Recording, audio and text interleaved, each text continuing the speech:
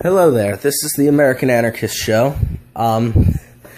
Today, the subject of the video will be on how you could start an anarchist society.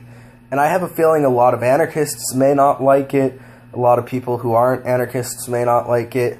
And I've made it clear, too, that I'm not the biggest fan of Unruh. And, I mean, I don't hate him on a personal level. I hate his philosophy. I hate the idea of Maoism, the idea of using a state to basically get rid of state power. I don't think that you can get a state to wither away because the state will protect its own existence and attempt to justify it as long as it's there. And it'll be a constant struggle. Regardless of whether or not the dictatorship is from the proletariat, it would be a dictatorship for the proletariat, not a dictatorship of the proletariat, as they would like to put it.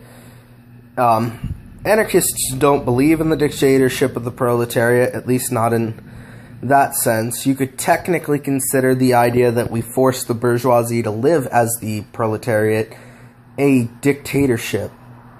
But it would not be an example of the few oppressing the many. It would be the idea of the many forcing the few that have oppressed them for so long to live like the many, to live like everyone else. So there wouldn't be anything like labor camps, but they wouldn't be allowed to exercise any form of power or authority over the bourgeoisie or the working class. So when I say over the proletariat. The proletariat is the working class. The bourgeoisie is the capitalist class.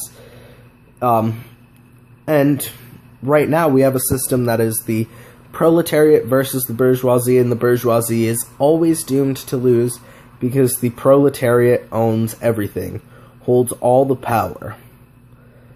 Now, there are syndicalists who believe that you can pressure the government, or not the government, pressure the companies, or at least I'm pretty sure this is where the idea seems to go. The idea of radical unionization of the workforce. The workforce can force the bourgeoisie to turn over the means of production simply by the overwhelming numbers, which would definitely be good if you could get the whole proletariat to fight against it. Unfortunately, we live in a society that I believe has zero revolutionary potential, due to the fact it would be doomed from the start, from the fact that people are going to want to keep their interests and are not going to be thinking long term. So people are going to try, and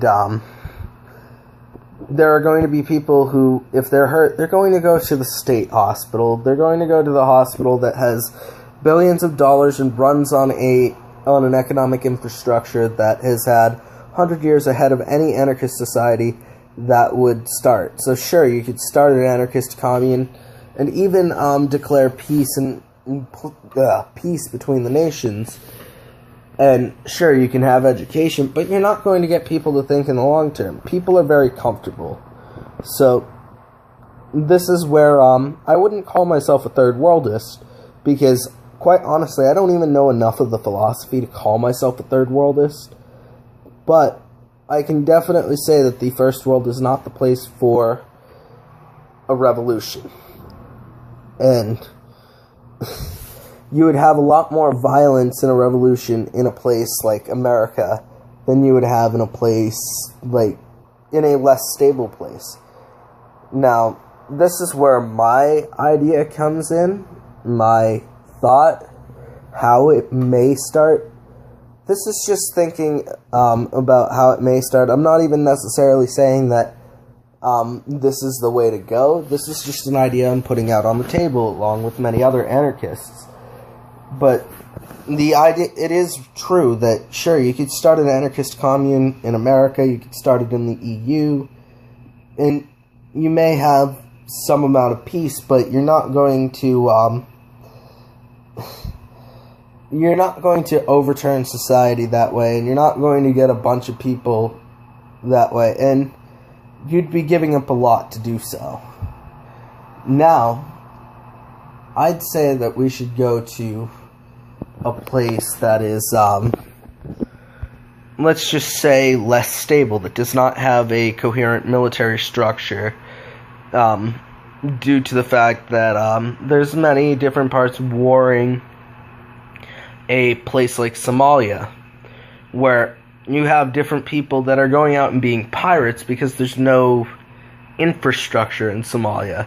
Since there is no infrastructure, they do not have any kind of stability. It is basically split among warlords, or that's the way the Congo is, at least, is that it's split among warlords. I don't know the whole case in Somalia, but the point is, putting in an anarchist society would require having an infrastructure. If you go to a place that is less stable and you occupy an area that was already unoccupied, which you could probably find that if you go to a place like Somalia, you occupy unoccupied land, and then you build an infrastructure from the start. The idea is that you create from scratch, and you use the model instead of trying to change the model that's already in place in the first world.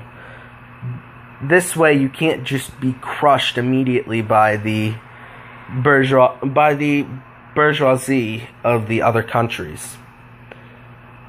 So, in this sense, you are going to be dealing with violence. Of course, warlords are not going to like any land that they can't use. But there you would go through the education wars, as I would call them. Other anarchists might refer to them as the propaganda wars, where you basically just let people know what an anarchist society is all about. If they know what it is about, they may be more intrigued, especially if you have a much more stable area, and it seems like you could do much better at keeping these people safe, which is quite honestly, if they think that you can keep them from being kidnapped by warlords, I think they might be more willing than at least wage slaves are, because wage slaves in the first world are comfortable with their lives, much more so than the slaves of the warlords. So the idea is, you start infrastructure from the ground up, and that's how you would build a society there. You could build more cities. And I know a lot of people are going to think that this is imperialistic. Well, I wouldn't think so. This is not meant to create an empire. In fact, one of the biggest things is that I want to educate people much rather than forcefully take their land. I'd prefer to disable the power of the warlords much rather than take them over by force. Because if you take them over by force, you are just as bad as the warlords. So you may even have a capitalist venture outside of this society to help fund it in the first place. You may have some sort of, a company that you have that you use to make a profit, and you would use that.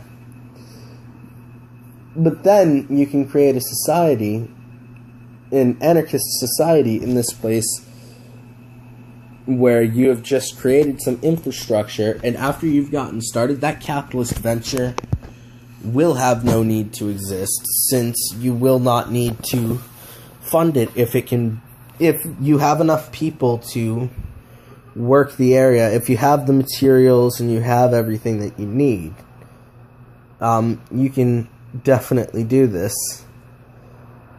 Now, I'm not even necessarily saying this is the best way to go about it. It's just something that I thought about and I think is interesting to talk about.